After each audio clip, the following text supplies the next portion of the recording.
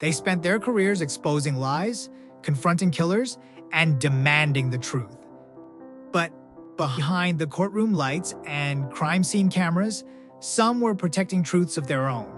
From fear and addiction to homophobia, grief, and hidden relationships, these are the stories viewers rarely saw. And by number 1, the line between investigator and victim becomes painfully personal. 1. Dominick Dunne, the truth he saved for last? Dominick Dunne knew what it looked like when powerful people tried to control a story. For years, viewers saw him in courtrooms dissecting privilege, celebrity, and justice, from O.J. Simpson to the Menendez brothers.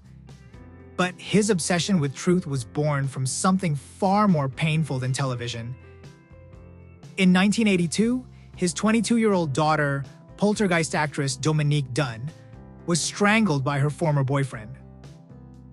Dominick sat through the trial and watched the case end in a manslaughter conviction and a sentence the family considered devastatingly light.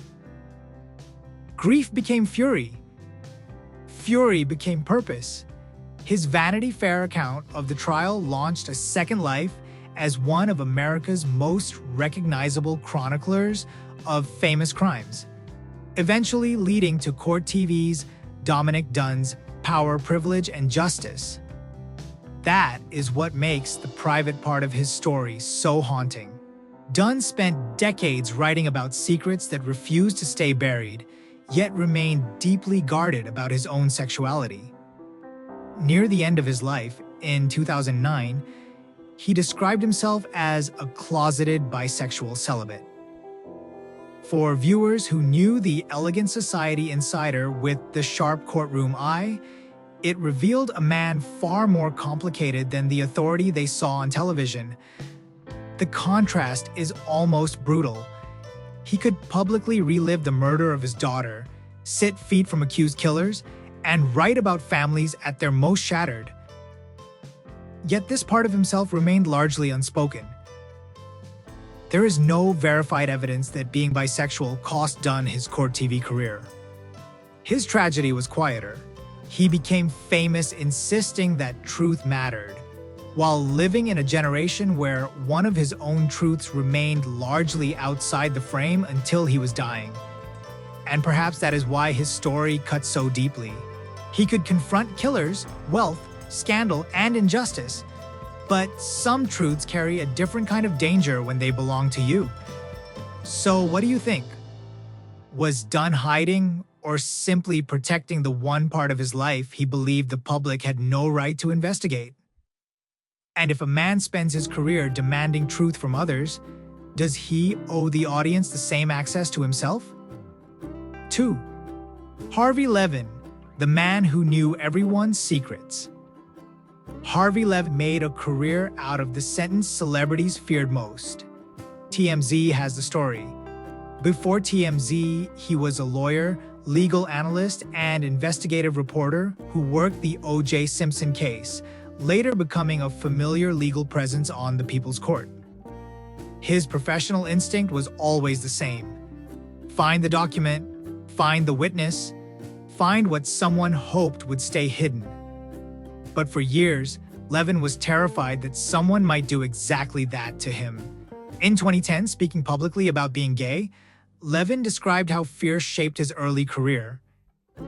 He said he had been terrified someone would find out, and that he separated his professional and personal worlds because he believed exposure could destroy what he had built.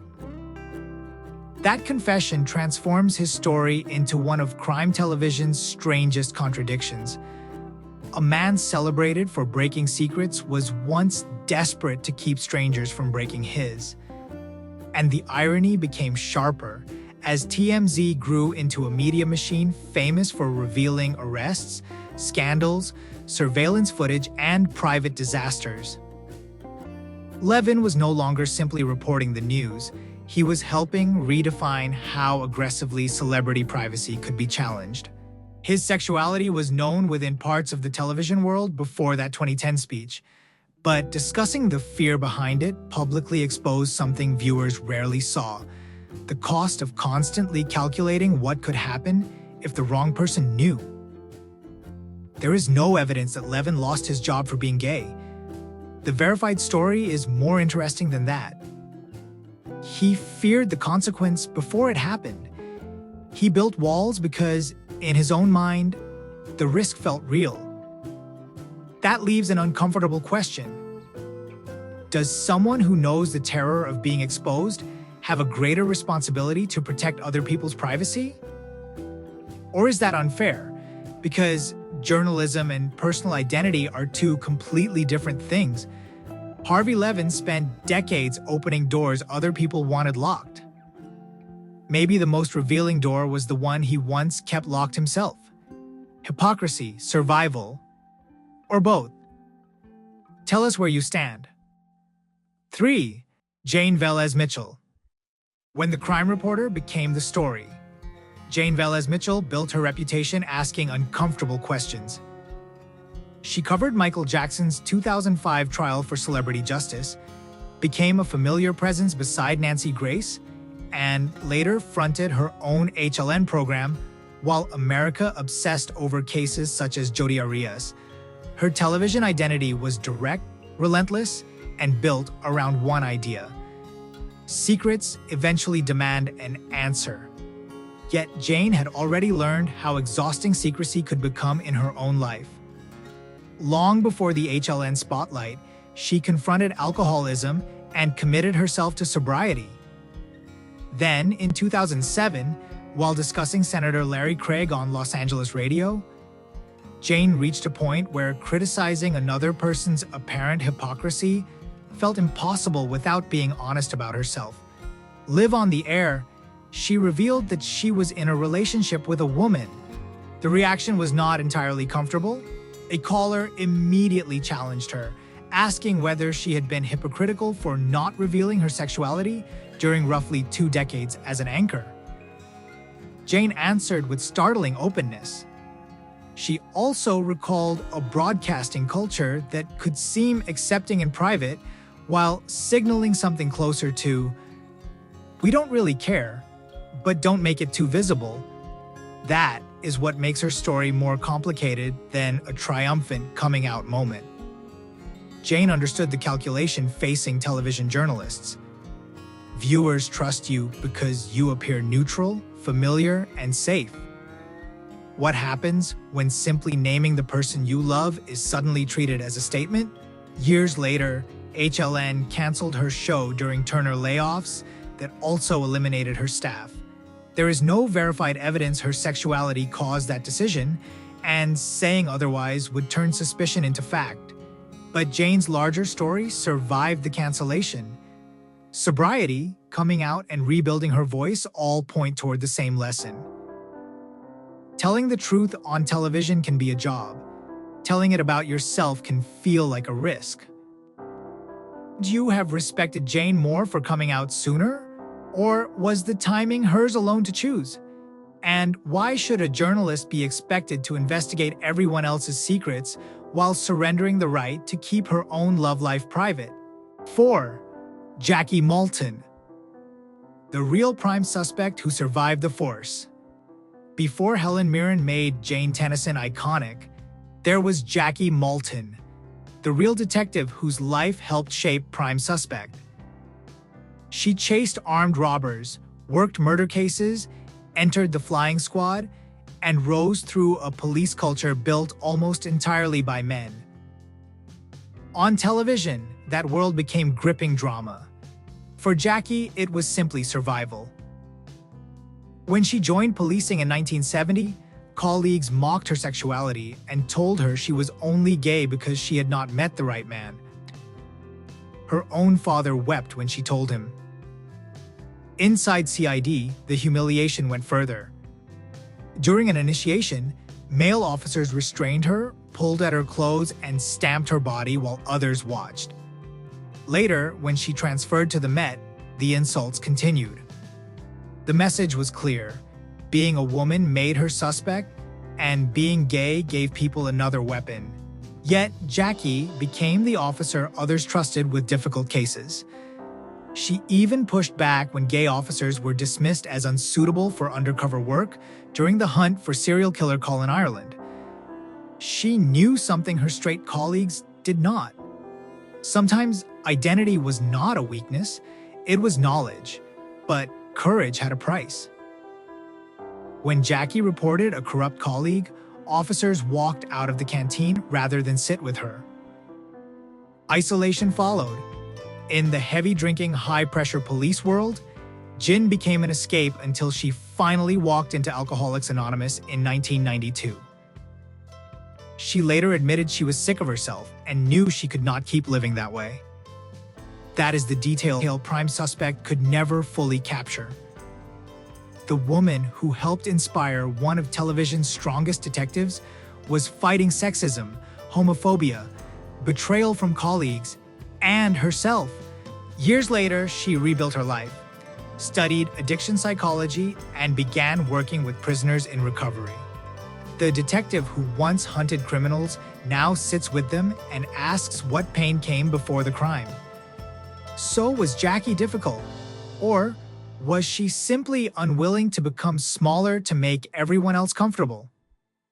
And after everything she endured, did she not earn the right to finally live without apologizing for who she was? 5. Erin Lee Carr, the woman who investigated everyone except herself. Erin Lee Carr built a career walking into rooms most people would avoid. Mommy Dead and Dearest, I Love You Now Die, At the Heart of Gold. Again and again, she sat across from people connected to murder, abuse, scandal, and unbearable grief, asking them to tell the truth without reducing them to monsters. But behind the camera, Erin was carrying a story she could not investigate her way out of. Her father was David Carr, the legendary New York Times journalist who had survived addiction and rebuilt his life. He was more than her father, he was her mentor, the person she called when she doubted herself.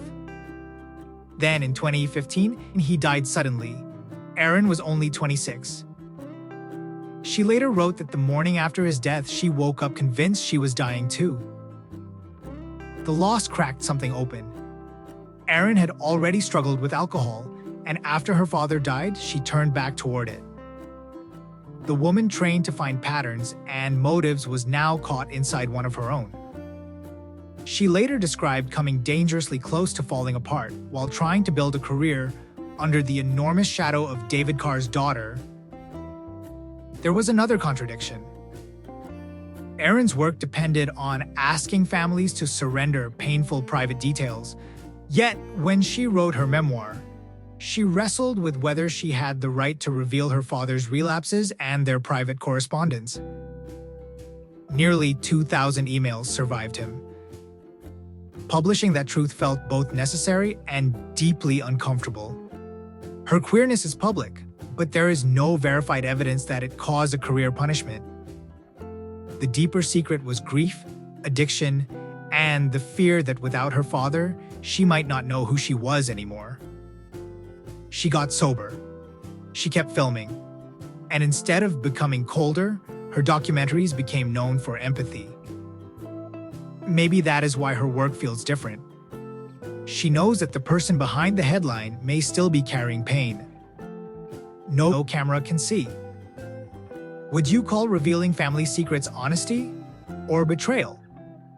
And does surviving your own darkness make you more qualified to tell other people's stories or more vulnerable to them? 6. David Farrier, the investigation that turned the camera back on him. David Farrier thought he had found a funny story. Online videos showed young athletic men tied down for what was advertised as competitive endurance tickling. Strange, harmless, perfect for the bizarre television stories he had built his career chasing. Then, he asked for an interview. The reply attacked him personally, refusing to associate with what it called a homosexual journalist. Farrier is bisexual, but the distinction hardly mattered to the people targeting him.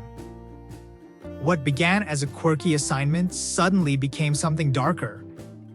And instead of walking away, he started digging. That decision became Tickled. Farrier and co-director Dylan Reeve uncovered allegations of harassment, humiliation, and cyberbullying around the videos. Then the pressure moved toward them. Farrier received homophobic abuse, legal threats, and discovered private investigators looking into his affairs. A story about intimidation was now demonstrating its methods on the journalist himself. And there was another layer viewers could not see. Farrier grew up in a devout Baptist environment. He has spoken about the damage of being raised around the idea that same-sex attraction could send someone to hell. He came out as bisexual in 2012. Years later, he described how long it can take to escape an indoctrinated worldview and how even one accepting person can make another life feel possible. But Tickled was not the last time curiosity cost him. While making Mr. Organ, Farrier became so consumed by his subject that he said the process made him question his own sanity. He was dragged into legal battles, spent thousands clearing his name from accusations tied to a case he said he had nothing to do with, and described the ordeal as ongoing. That is what makes Farrier different from a studio crime host. He does not simply narrate darkness. He walks toward it until it notices him. So is that bravery, obsession, or both? How much of yourself should a journalist sacrifice for the truth? And after fighting so hard to escape fear about who you are, don't you deserve the freedom to build a life that finally feels like your own? 7. Rob Rinder, the judge who learned what it meant to be judged. On television, Rob Rinder was almost impossible to intimidate. Behind the bench on Judge Rinder, he cut through excuses with razor-sharp questions. Before fame, he had been a real criminal barrister, working murder, fraud, and corruption cases. In one case, a client he successfully defended was shot dead less than 24 hours after being acquitted. Rinder learned early that justice could follow you home. But long before millions knew the confident television judge, he knew what it felt like to believe the world had already judged him. Rinder grew up gay in a working-class Jewish community during the shadow of HIV/AIDS and Section 28. He later said homosexuality felt wrapped in shame and fear. He worried less about being gay than about what the truth might do to his mother. He had imagined marriage and children, and accepting his sexuality meant mourning a future he once assumed would be his. He eventually came out at 21.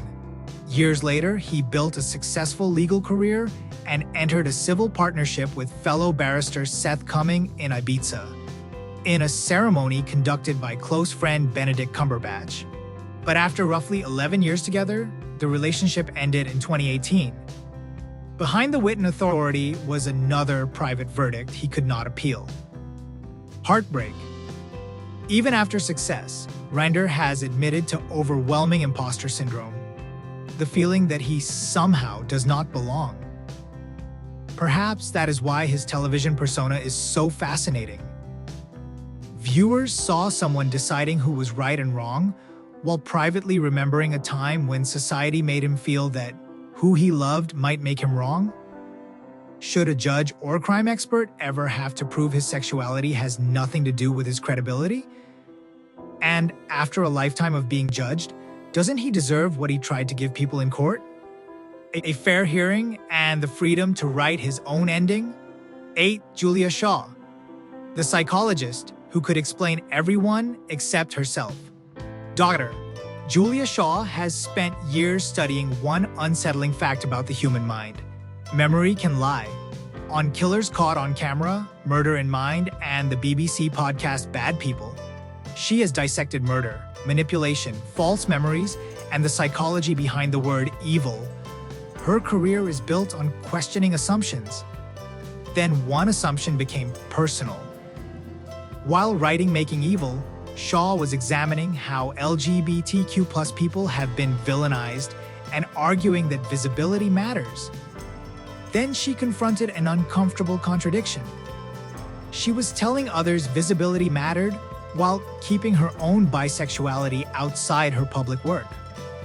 Shaw later said she felt like a hypocrite. In 2019, she came out publicly as bisexual, but coming out did not answer everything. It gave her more questions.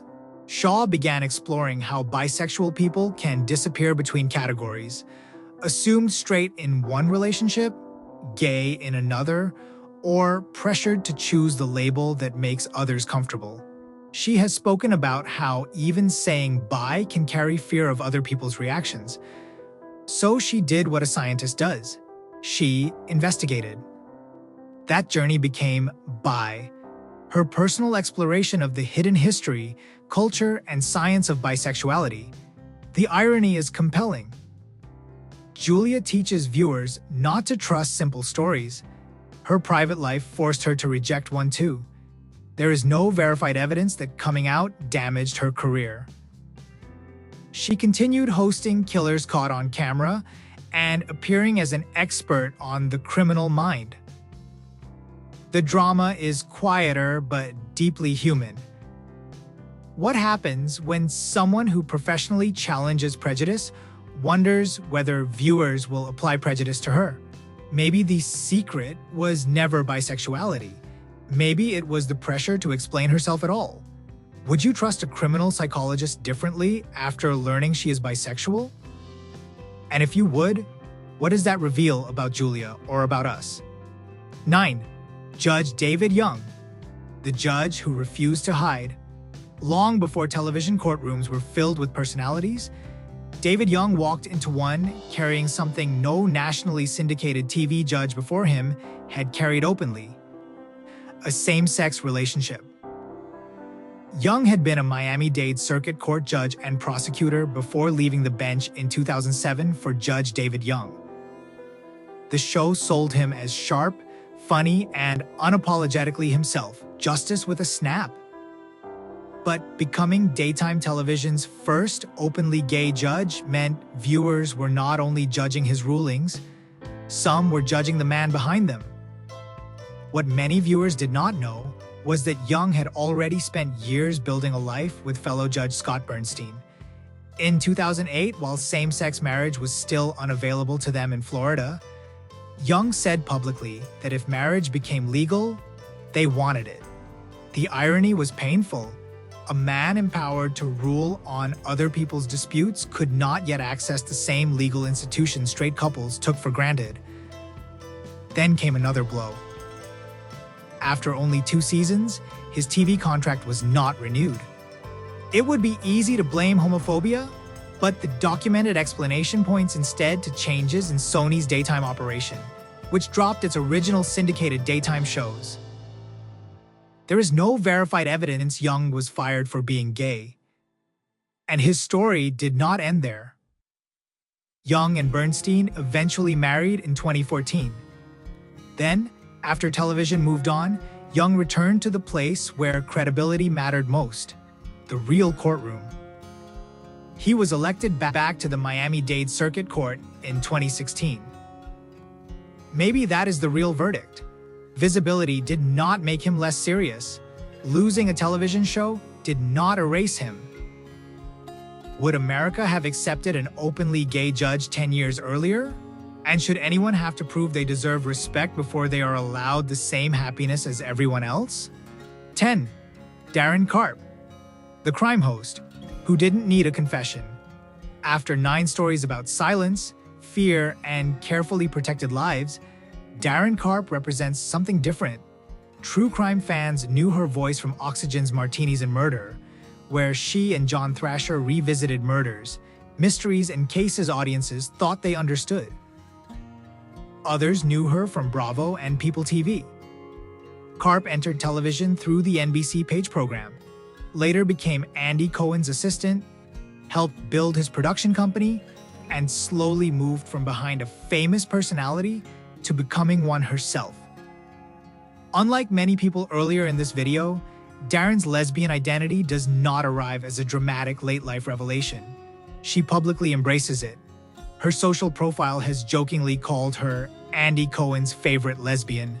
While her LGBTQ plus podcast, Scissoring Isn't a Thing, tackled coming out stories, dating, stereotypes, and questions, people are often too nervous to ask. That may sound less tragic. It is. And that is precisely why her story belongs at the end. There is no verified evidence that being lesbian destroyed Carp's career, cost her a show, or forced her into hiding. Instead, she represents what so many people before her were fighting for: the possibility that someone can discuss murder one day, queer culture the next, interview celebrities after that, and never treat who she loves like a confession. She still asks difficult questions and digs into secrets, but her identity does not need to become evidence in a case against her. Maybe progress is not when every LGBTQ+ person becomes fearless. Maybe it is when they no longer need extraordinary courage just to be ordinary. So, after all 10 stories, what do you believe? Does the public have a right to know the private lives of TV personalities? Or should the final truth belong to the person living it? Everyone deserves truth, but everyone also deserves the right to decide when their truth becomes public. After 10 stories, one thing is clear. The real secret was never simply who they loved. It was why so many talented people once believed silence was safer. Some faced judgment, some lost years to fear, and others finally found freedom on their own terms. So tell us, does a public figure owe us their private truth? Or does everyone deserve the right to reveal it only when they are ready?